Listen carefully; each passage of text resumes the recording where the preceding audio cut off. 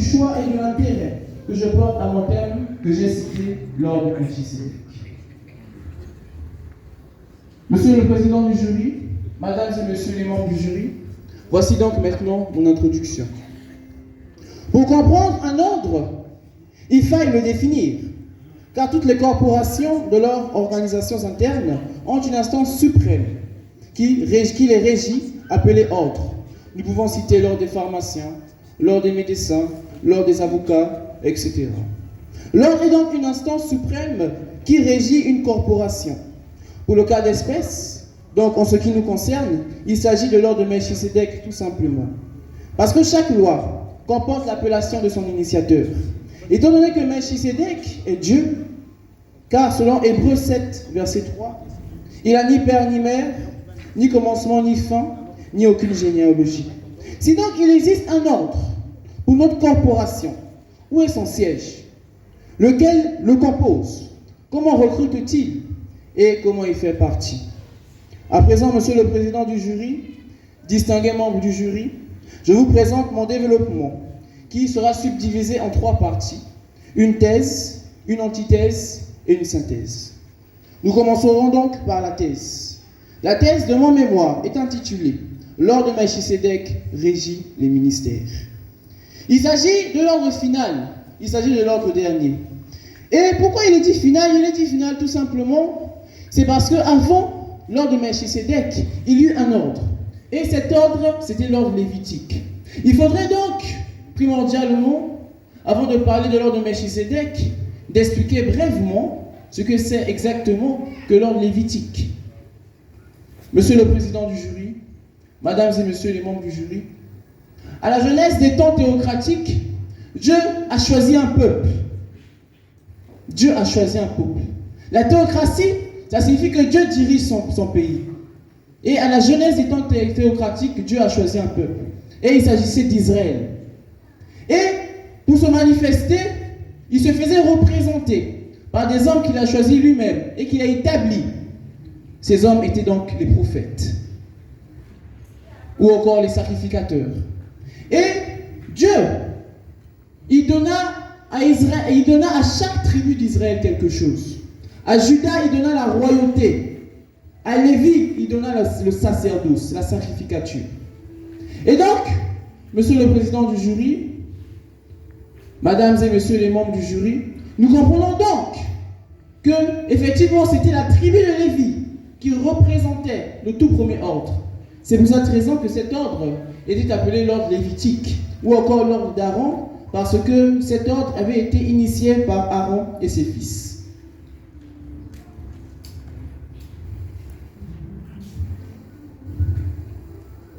Et donc, cet ordre avait une loi, et cette loi décrétait que le sacrificateur n'est que sacrificateur et le roi n'est que roi. En d'autres termes, le sacrificateur n'avait pas le droit d'exercer d'autres activités autres que sa sacrificature. Le roi, il devait rester, demeurer roi. Il ne devait pas exercer d'autres activités. Et c'était la loi. Mais aujourd'hui, nous sommes maintenant dans l'ordre de Melchisédek. Et cet ordre, c'est l'ordre actuel. Tous les hommes de Dieu, tous les ministres de Dieu sont dans cet ordre. Et Jean-Baptiste est le tout dernier prophète selon l'ordre lévitique. Et Jésus-Christ qui n'est autre que l'intronisateur de l'ordre de Melchisédek, c'est bel et bien lui qui a intronisé cet ordre. Dans le livre de Matthieu, le chapitre 3, Jésus-Christ a été consacré par Jean-Baptiste dans le Jourdain. Oui, je dis bien consacré, parce que le baptême de Jésus-Christ n'était pas un baptême. De prime abord, le baptême de Jean-Baptiste était un baptême de purification des péchés. Or, nous savons tous que Jésus-Christ était un agneau sans tache. Lorsque Jésus-Christ est né, il n'avait point de péché. Parce que pour être sous la condamnation adamique, il faudrait être né entre une liaison entre un homme et une femme. Mais Jésus-Christ n'est pas conçu de la chair, il est conçu de l'esprit.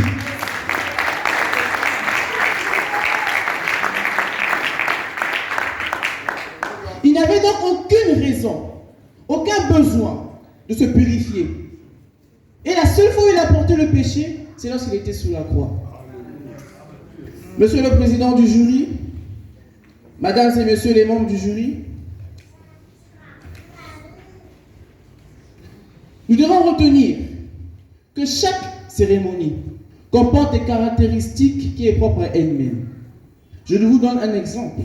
Si vous êtes convié à un mariage, vous vous attendriez à voir des mariés, à voir des alliances, à voir des témoins. Ce sont là les caractéristiques qui font un mariage. Mais si au lieu de cela, on vous présente un gâteau en chantant joyeux anniversaire et on vous demande de souffler les bougies, en ce moment cela ne devient plus un mariage, mais cela devient maintenant une fête d'anniversaire. Voilà pourquoi je vous dis. Donc, voilà pourquoi je vous dis qu'il ne faut pas se limiter à ce qui est écrit, mais il faut rentrer dans la profondeur. Ce qui caractérise un baptême, c'est la présence de l'eau, la présence d'un baptisseur et la présence de celui qui veut être baptisé. Or, lorsque Jésus-Christ sort de l'eau, les cieux se sont ouverts et le Père a témoigné son Fils. Il dit, celui-ci est mon Fils bien-aimé, en qui j'ai mis toute mon affection. Écoutez-le.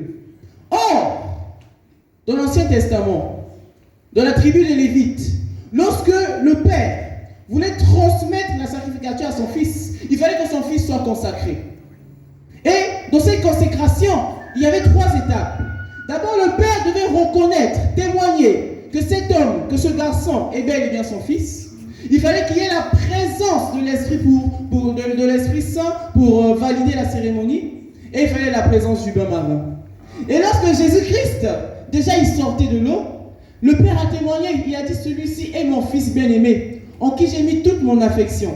Et il dit, écoutez-le. Cela signifie donc que désormais, celui qu'il fallait écouter, celui qu'il fallait obéir, celui qu'il fallait suivre, c'est Jésus-Christ.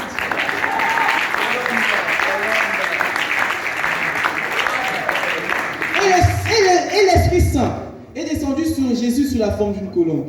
Voilà pourquoi je dis, Jésus-Christ n'a pas été baptisé, Jésus-Christ a été consacré comme sacrificateur et roi selon l'ordre de Melchisédek.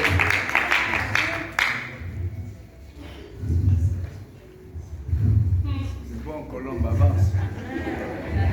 Colombe avance. Héritier. Je suis d'accord avec toi.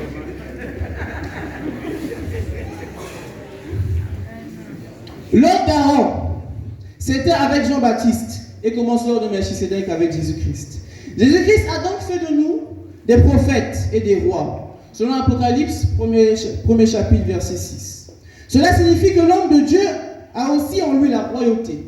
Cela signifie enfin que les ministres de Dieu peuvent exercer la politique. Nous avons le pouvoir parce que Dieu nous l'a donné.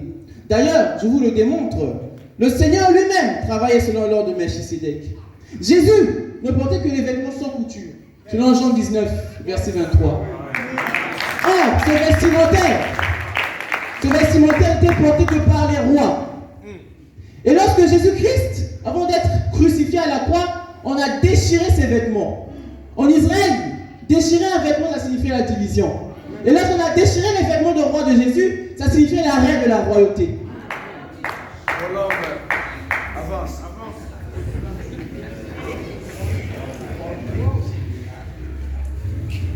Jésus ne portait que les vêtements sans couture. Il fut arrêté et d'ailleurs, Jésus fut arrêté parce qu'il était le roi des Juifs. Lorsqu'il alla à Jérusalem au temple, parce qu'en Israël le pouvoir se donnait au temple, pour régner sur le trône, autrement dit devenir roi, il fut chassé de Jérusalem alors que c'était lui le roi des Juifs, le roi d'Israël. Et le plus frappant est le fait que Melchisédek était le seul enfant de Dieu dans l'Ancien Testament qui soit à la fois sacrificateur et roi, selon la Genèse chapitre 14 verset 18. Aucun roi en Israël n'avait la permission d'être sacrificateur. Quand dans son orgueil, le roi Osias chercha à offrir le sacrifice dans le lieu saint du temple, Dieu le frappa de la lèpre jusqu'au jour de sa mort. 2 Chroniques 26, 16, 21. De la même manière, aucun sacrificateur ne pouvait être roi. Mais Jésus-Christ, appartenant à l'ordre de Melchisédek, est à la fois roi et sacrificateur. Amen. De ce fait, il n'est pas interdit aux hommes de Dieu d'exercer la politique ou de devenir président. Nous ne devons pas oublier que Dieu nous a donné une mission. Selon l'évangile de Matthieu 28, verset 19, il dit « Allez et faites de toutes les nations mes disciples ». Dans une première dimension, on pense que Dieu nous demande d'évangéliser les hommes, mais il ne s'agit pas de ça. La nation n'est pas l'homme, mais elle est l'ensemble des règles, des lois, des cultures, des mœurs qui font vivre un peuple. Et le fonctionnement d'une nation est basé sur la constitution de la République. Nous devons donc gagner la nation, sinon les nations. Dieu veut que les lois qui régissent notre pays soient basées sur la parole de Dieu. Je vous donne une illustration. Le Congo est une nation laïque. La laïcité signifie la séparation entre l'État et l'Église. Mais s'il advient que beaucoup de pasteurs deviennent députés, nous irons alors au Parlement pour proposer la loi de faire du Congo une nation chrétienne. Et de l'Assemblée nationale, le main se fait à main levée. Si nous sommes majoritaires, la loi passe et le Congo devient une nation chrétienne. Et donc,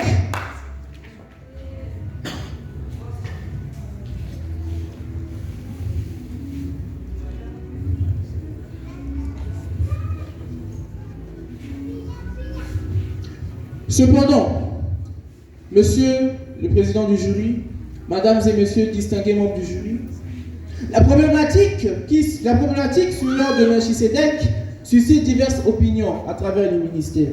Voilà pourquoi je vous présente mon antithèse. Dans une certaine mesure, est-ce que l'ordre de Melchisédek est-il utile? Non. Parce que divers ministres de Dieu pensent qu'être vocationnés et appelés à exercer le ministère suffit amplement pour être en règle. C'est en pensant ainsi que les ministres de Dieu ne considèrent pas l'ordre mis en place. Parce que bien qu'ils régissent le ministère, ils n'apportent aucunement un quelconque avantage permettant aux ministres d'évoluer. Vous comprenez donc que certains hommes de Dieu reconnaissent que l'ordre de Melchisédek est bien réel, mais ne l'accordent aucune importance. En outre, la plupart des hommes de Dieu pensent que la politique n'est pas de Dieu. Ce qui amène à comprendre que selon leur point de vue, l'État et les églises ne devraient guère entretenir des rapports ni d'étroites collaborations. Donc l'église et l'État sont séparés, car le principe de laïcité qui sépare l'église et l'État laisse penser qu'il n'existe pas de relation de coopération entre eux si l'on considère que ce principe est défini en partie par le principe de séparation de l'État et des églises. Un examen du droit positif et surtout de la pratique administrative montre que les autorités représentatives publiques sont parfois associées à la mise en œuvre de la réglementation de l'activité religieuse, voire à son élaboration. Cette collaboration n'est pas contraire aux principes juridiques régissant les régimes des activités des églises, sous réserve qu'elle ne débouche pas sur la mise en place d'ententes conventionnelles entre l'État et les églises. En effet, la coopération entre l'État et l'Église n'est pas prévue par la Constitution de la République. Voilà pourquoi mélanger la chose de Dieu avec la politique semble pour être beaucoup de pasteurs une méprise catastrophique. Enfin, selon d'autres pasteurs, se lancer dans la politique provoquerait d'innombrables conséquences néfastes qui détruiront la vie de l'homme de Dieu et de celle de son ministère. Un philosophe contemporain nommé Emmanuel Kant, il déclara « La possession du pouvoir corrompt inévitablement le libre exercice de la raison ». Il veut nous faire comprendre qu'un homme ayant obtenu le pouvoir suprême cesserait de briller par sa sagesse et son intelligence pour se livrer à une vie de plaisir. Il finira par ne plus écouter Dieu. Il se souillera avec des femmes, les honneurs, la gloire, la richesse, et au finish, il deviendrait orgueilleux. Et c'est pour cette raison que beaucoup de pasteurs ne se lancent pas, car l'abus du pouvoir peut changer une sage personne en une personne dépourvue de bon sens. En vérité, pour eux, l'ordre de Melchisédek n'est qu'une invention, une utopie, créée par l'orgueil des hommes de Dieu, avares du pouvoir, cherchant à satisfaire des intérêts purement égoïstes et personnels. Ceci étant dit, il serait préférable pour nous tous de rétablir la vérité telle qu'elle est. Nous devons toujours chercher la vérité et non rester dans l'ignorance. C'est dans ce cadre que Martin Luther King déclara « Rien n'est plus dangereux au monde que la véritable ignorance et la stupidité consciencieuse. » Il vous reste 3 minutes. Merci. Monsieur le président du jury, mesdames et messieurs les membres du jury, je vous présente ma synthèse qui me donne raison. La vérité est que l'ordre de Melchisédek régit les églises, et tous ceux qui ne travaillent pas selon les principes de cet ordre agissent inconsciemment de l'ordre lévitique. Cependant, cet ordre est révolu. S'il y a changement de sacerdoce, alors il y a forcément changement de loi. Hébreux 7, verset 12. Et donc les hommes de Dieu doivent accepter ce changement, car c'est Dieu qui l'impose. Et donc sachez que personne ne peut faire le bras de fer avec Dieu, au risque de se briser le bras. Dieu a établi l'ordre de Melchisédek, et tous ceux qui résistent s'opposent à l'ordre établi, et donc s'opposent à Dieu, selon Romains 13, verset 2, et s'attirent une condamnation sur eux-mêmes. Nous avons tous pour absolu la Bible. De ce fait, s'opposer à l'ordre de Melchisédek signifie être contre la parole de Dieu. Le ministère n'est pas un jeu. Le ministère n'est pas une aventure. Voilà pourquoi il faut connaître, s'informer et être en règle avec les principes de l'ordre de Melchisédek. Monsieur le président du jury, mesdames et messieurs les membres du jury, voici donc ma conclusion. Au regard de ce qui précède, la vérité nous a affranchis. Cette vérité nous prouve que l'ordre de Melchisédek existe et qu'il régit les ministères. Dieu a fait de nous des prophètes et des rois. Le prophète, c'est celui qui travaille dans le sanctuaire, mais le prophète roi est celui qui travaille dans la nation. Nous avons une mission à accomplir, chers éminents ministres de Dieu. Celui qui dit qu'il aime le Seigneur, mais s'oppose alors qu'il est établi, alors il est anathème. Voici à présent, monsieur le président du jury, distingués membres du jury, Il vous reste une minute. quelques orientations que je pourrais vous donner. Tout d'abord, je vous recommande de ne plus vous opposer à l'ordre de Melchisédek. J'appelle les hommes de Dieu à se lancer dans la politique s'ils ont des signes qui prouvent leur appel dans ce domaine. Et si la vision est grande, alors lancez-vous pour pouvoir mieux capter les foules. Je vous demande donc de sortir de la pauvreté pour la royauté. Aussi tel que le prophète est roi, le roi aussi peut être prophète. C'est pourquoi je recommande aux autorités de se consacrer à Dieu si elles présentent les signes de leurs appels. Aussi, je vous prie de vous former afin de sortir totalement de l'ignorance et mieux transmettre la connaissance. Respectez le concept de l'huile d'onction et les vêtements sacerdotaux. Chers éminents ministres de Dieu, l'ordre de Melchisédek nous donne le filet afin d'avoir beaucoup plus de poissons que la pêche à la meçon. C'est sur cette illustration que je tiens à prendre congé de vous. Je vous remercie. Merci. Acclamez très fort. Acclamez très fort pour les étudiants. Nous passons aux questions des membres du jury.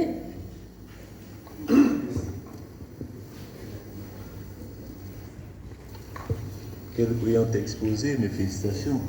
Merci, Président. Voici donc ma question. Elle se rapporte à une assertion mentionnée dans ton document de thèse. Mais je la cite avant de te poser ma question. Ce n'est pas en restant cachés dans nos églises que nous ferons bouger les choses. Ce n'est pas en rassemblant quelques personnes que la mission avancera. Mais les hommes de Dieu doivent se lancer, se présenter dans les fonctions politiques telles que députés, sénateurs, présidents, afin de changer la constitution par une constitution chrétienne basée sur la Bible. Es-tu engagé en politique? Par défaut de l'âge, je n'ai pas encore pu commencer. Mais sinon, dans ma pensée, oui, je conçois m'engager dans la politique. Merci. Une autre question?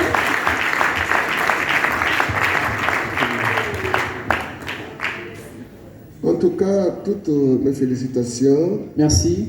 étudiant Colombe héritier à Fongoulé. J'ai suivi avec une attention particulière votre brillant exposé qui a été très formulé et riche parce que j'ai retrouvé là des grandes pensées, des pensées des grands esprits. Alors j'aimerais que succinctement, parce que vous avez relevé un fait que je peux résumer, l'autoproclamation de nos ministères. Alors, selon vous, que pensez-vous, selon l'ordre de Melchisédek, comment devait s'effectuer l'ordination ou l'intronisation des ministères? Déjà, merci beaucoup pour la question. Monsieur le président du jury, mesdames et messieurs les membres du jury. Déjà, il faudrait comprendre que ce qui régit les ministères, c'est l'ordre de Melchisédek. Et donc, les hommes de Dieu qui s'autoproclament hommes de Dieu, ils sont faux. Parce que le ministère. Pour être appelé ministre de Dieu, il faut passer par 5 étapes.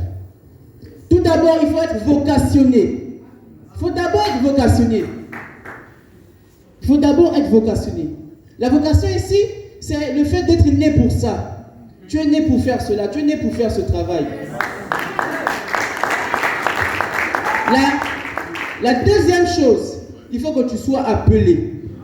Et lorsque Dieu t'appelle, il y a des signes.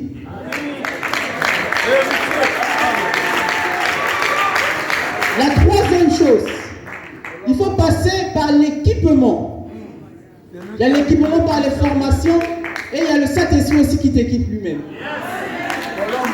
Celui qui a vu le Fils a vu le Père. La quatrième chose, il faut être consacré.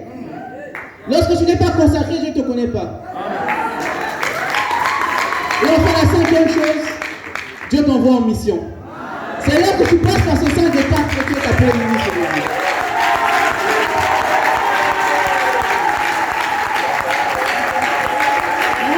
Merci. Une autre question? Une question? Celui qui a vu le Fils a vu le Père. Merci. Une autre question, s'il vous plaît. Merci. Colombe héritier, Afouboulé, merci monsieur le conférencier pour cette brillante vraiment prestation. Merci. Je n'ai pas de questions à te poser, sauf j'ai une potion à te donner. Je n'ai pas de questions, mais j'ai une potion. Et la potion serait que... Chers collègues, vous n'avez pas de questions à poser. Et je crois que... Je me plie, président. Merci. Ok, une question dans le public.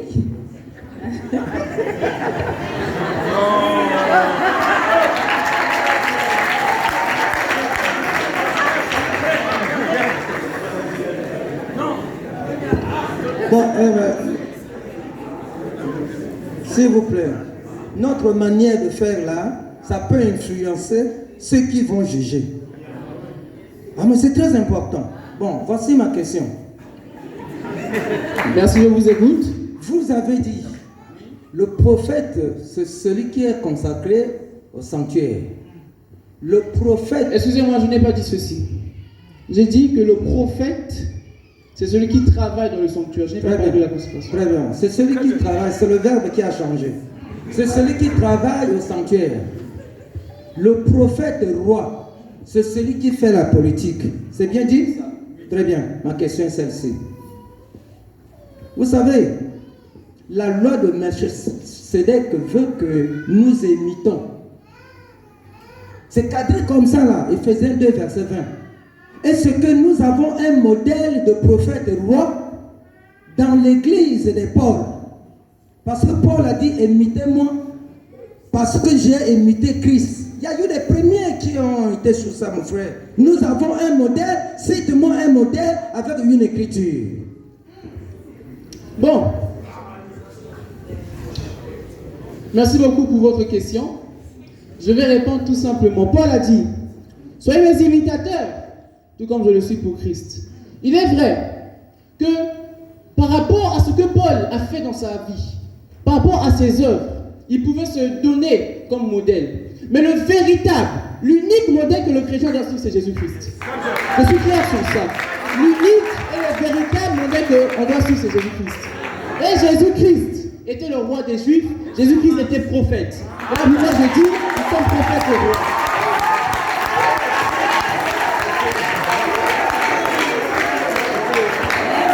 Merci. Nous acclamons très fort pour l'étudiant. S'il vous plaît.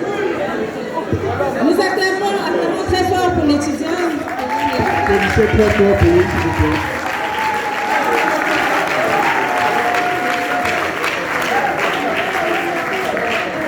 À présent, nous allons passer, s'il vous plaît, à la vidéo introductive avant de prendre le dernier étudiant, Georges Boué.